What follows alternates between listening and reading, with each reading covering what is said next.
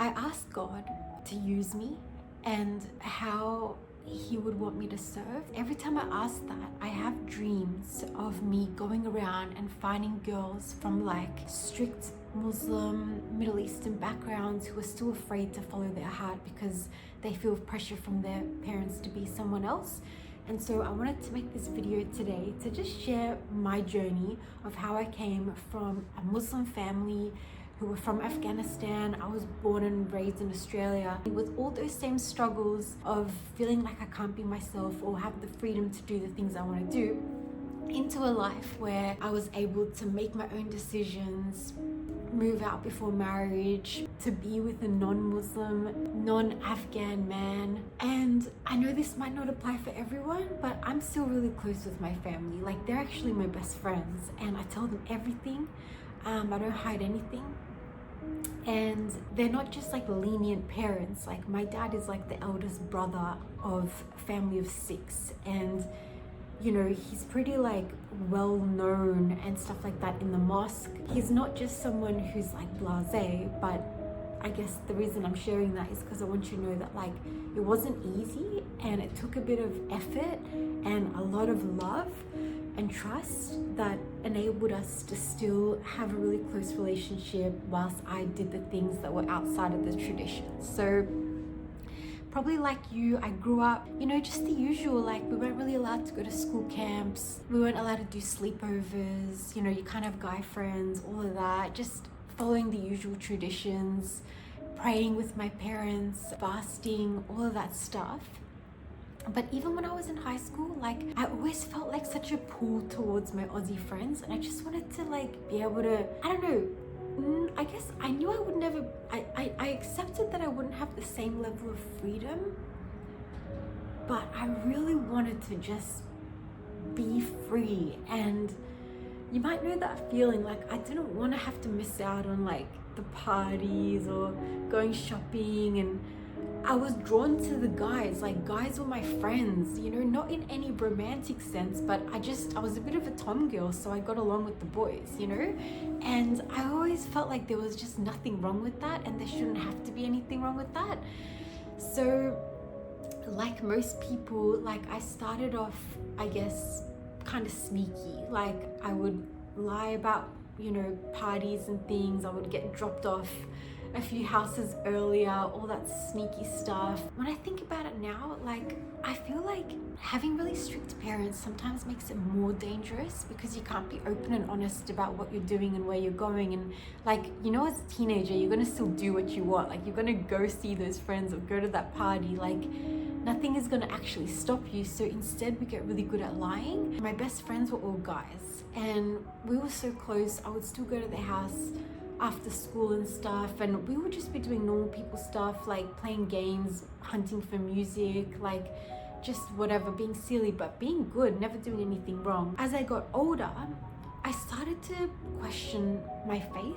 Like I started to question Islam. Like, this is my personal opinion, like I'm not here to attack anyone. If that's what you believe in and that's how you get close to God, then that's fine. Like people always online always think that I'm like attacking Muslims, but they don't realize that I just share these stories in case there's someone who's in a similar situation where they're questioning but they're afraid. I guess I just want to show people that they have a right and it can be safe to follow whatever your heart is calling you towards, you know? So not hating, but just sharing my own story. Like I just personally didn't resonate. Like I always felt really close to God and He was the most important thing to me. But when I used to pray in Arabic, I just couldn't resonate because I don't speak Arabic. Like my family's from Afghanistan, so we don't speak Arabic. And I always felt so weird spending my time praying in a language that I didn't understand. And there was just a lot of other things I didn't necessarily agree with. And one of the biggest things that made me like branch out is the fact that I started to think about the fact that like, okay, if God is everything and everywhere, like everywhere you look, there's God, right? That means He's part of me too, you know? And once I realized He was a part of me, I was like, okay, then I should be going inside to contact and connect with Him, not out. And that just changed everything for me. And I remember when I used to ask people about this, like, if God is everywhere all the time, he's the very air we breathe, if he's a part of everything, that means he's a part of us too. Like, we can't be separate from God and everything else be connected to him. But whenever I would speak about these ideas with like my family and stuff, they would just be like, no, like, you are not God. And I'm like, I know I'm not God, but like, he's a part of me, right? But I think that idea was just a little bit far away from the traditional Islamic teachings, especially because like it's not very common to have like a spiritual experience and to have any type of like spiritual encounter. And so when I started to experience some more supernatural things, because when I started questioning, I started to get sleep paralysis, and now I know that was spiritual warfare, because whenever we start to get closer to God, the opposition tries to get in the way of that and scare us from getting any closer. But I would have these experiences and I would like astral project. I would literally leave my body and see myself lying there going to sleep, and I would have these like weird encounters with like these beings that would be like, yes, keep coming, you're going the right way, you're going the right way. So I was like, damn, okay, maybe like me questioning is taking me closer to God. But when I started questioning, I was so scared to ever say anything to anyone. Like, I was in the spiritual closet for years. Like, I used to lock my door when I was meditating. I used to hide all my books at my friends' houses. And it started to get really hard because I guess my new spiritual beliefs started to become so important to me, and I got so passionate that I couldn't imagine having any career or anything outside of it. So I wanted to study and learn soul-centered psychotherapy, but I didn't, because I knew that if I did that, if I left my psychology and did that, then my family would know that I don't follow Islam anymore. So I hid in the closet for years, but I still kept doing other things here and there to like show my faith. Like, I would still openly ask my parents things about the Quran that didn't make sense to me.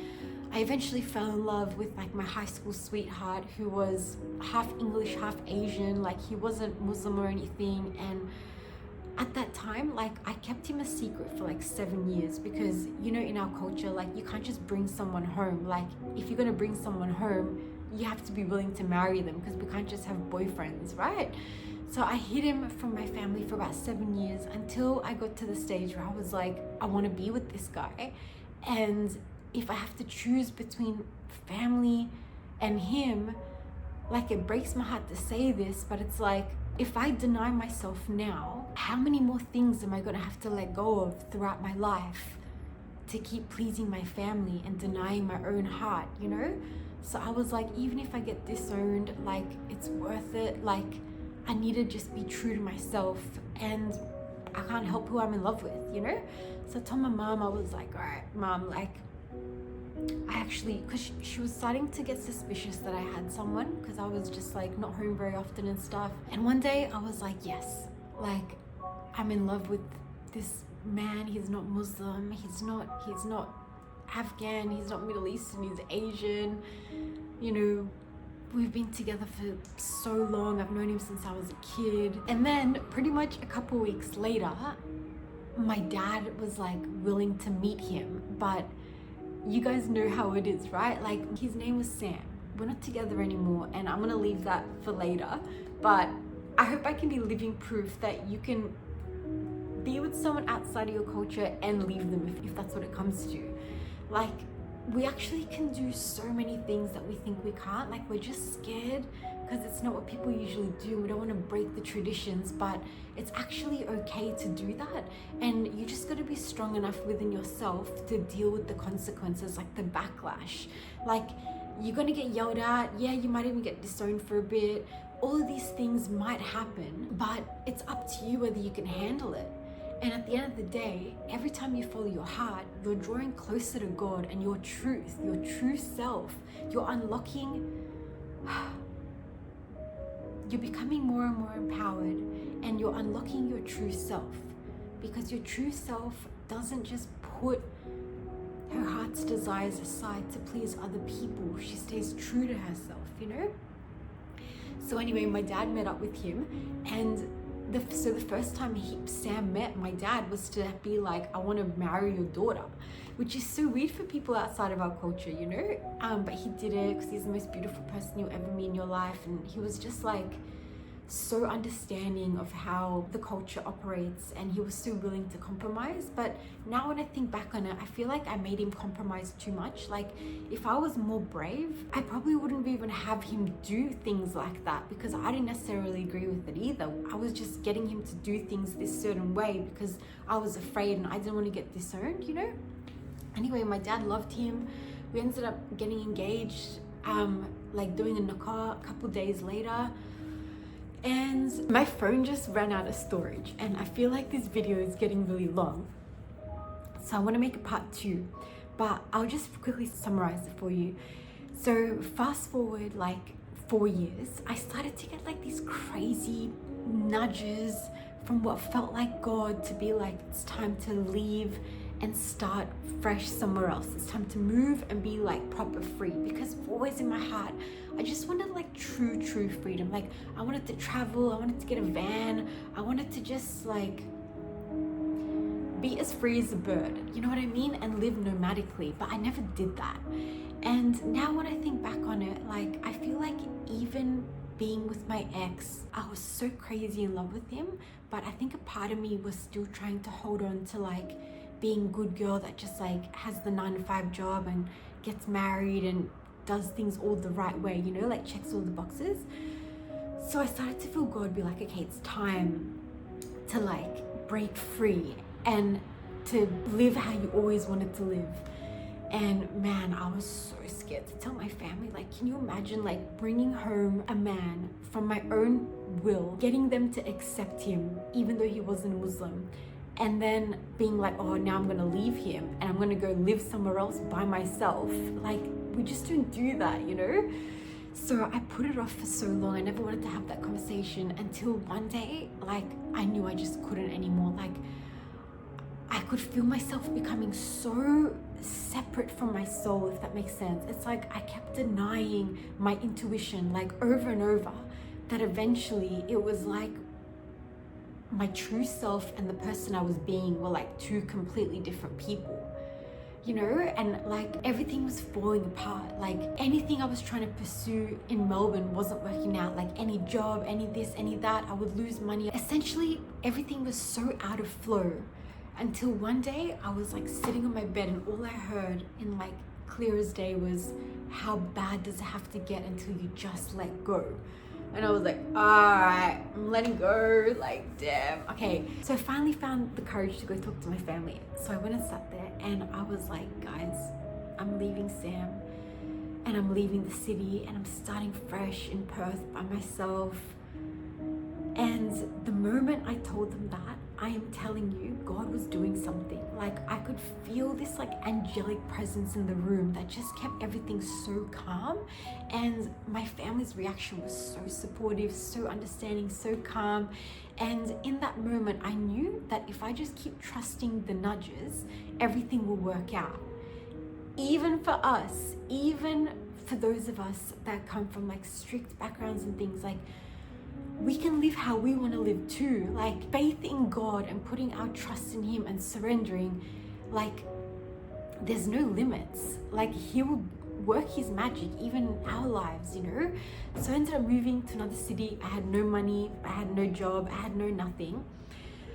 I started off at a hostel, and within the first week I found the perfect cafe to work from, the perfect counseling rooms to see my clients from. And this lady messaged me being like, do you want to come and live with me? She saw my ad on Flatmates. She owned like a 4-story $1 million mansion right on the water, and literally I had like this entire floor to myself with river views from my bedroom, from my balcony. Like it was just crazy the way God made everything work out. And then like I'm dragging it, right? Fast forward again a couple of years and I have an encounter with Jesus. So now I follow Jesus, and my family knows this. And you know, my dad was with me when my Bible came in the mail. Like, I just want you to know that, like, I know you feel stuck and like you have to keep doing things how they've always been done, or like you have these pressures to like fulfill the person your family wants you to be and stuff. But like, Firstly, no one is more important than God. And if you have these nudges and desires, who do you think they're coming from? You know what I mean? Like anything that's coming from your heart that's so pure and sincere and it fills you with passion and joy and excites you, it's from God, you know? And at the end of the day, He's our number one authority. And if He wants to take us places, He'll take care of it. We just gotta let Him, you know? We gotta be the ones to make the move and get out of the way. But even if things don't work out, like, there's nothing more fulfilling than staying true to yourself. Even if everyone is against you and no one understands you and people talk about you and everything like that, like the fact that you stay true. Because like, can you imagine one day this whole thing being over and you wake up on the other side and realize that there were so many things that God placed in your heart and so many things that your soul wanted to experience, but you didn't do it because you were scared. Like, I've seen so many near-death experience videos, and one of the most common themes is when the person crosses over to the other side, the thing their soul regrets the most is not doing the things that their heart was leading them towards, and instead being afraid of what people thought, you know? So yeah, I hope my story, I don't know, gives you hope that you can follow your heart. I'm not saying it's easy, like it's scary. Like I'm quite an anxious person. Like I get really intense anxiety, and I'm not like a rebel, so I don't like to just like go and like break the rules and be like, I don't care. Like I actually care about my family and like being a good daughter. So like upsetting them like breaks my heart. Like I hate disappointing them, and that's why it's always been so hard for me to like go against the grain. Like I've always wanted to still please them in a way. But there comes a point when you're just like denying yourself and you're abandoning yourself in the process to keep everyone else happy. And that is just the most painful, and it throws you completely out of alignment from the person that you were always called to be and the potential that you have inside you. So I hope this gives you strength. If you need more help, I made a course for exactly this for girls from strict backgrounds that just want to follow their heart and be true. So you can find that through the links in my bio. It's called Go Your Own Way. And the reason it's called that is because when I was first getting those nudges to like leave and start fresh, every time I would turn on my car, I would hear that song, you can go your own way, go your own. Oh man, it was like haunting me. And I was like, all right. Man, it's crazy. One other thing I want to say is like, if you're not sure what you want to do, but you know there's something else for you, it all started for me when I started asking God to reveal His purpose for me. If you ask God to show you the purpose He has for you and the path He wants you to walk, He will make it clear as day.